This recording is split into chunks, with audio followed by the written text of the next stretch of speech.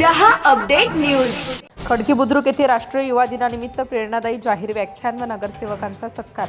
खडकी बुद्रुक राष्ट्रीय युवा दिनानिमित्त तसेच राजमाता जिजाऊ व स्वामी विवेकानंद जयंतीनिमित्त लोकनेते स्वर्गीय पप्पूदादा युवा फाउंडेशनच्या वतीने खडकी बुद्रुक येथे जाहीर व्याख्यानाचे आयोजन करण्यात आले। या कार्यक्रमास पाटोदा येथील आदर्श सरपंच व राष्ट्रपती पुरस्कार प्राप्त भास्करराव पेरे पाटील प्रमुख उपस्थित होते।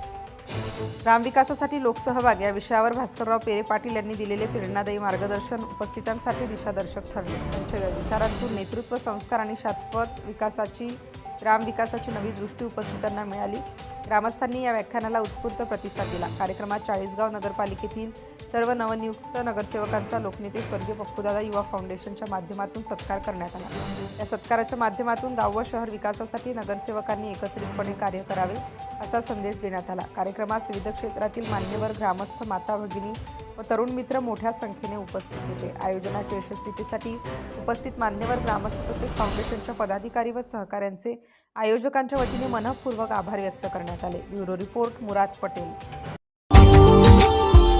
Subscribe now and press the bell icon. Never miss an update.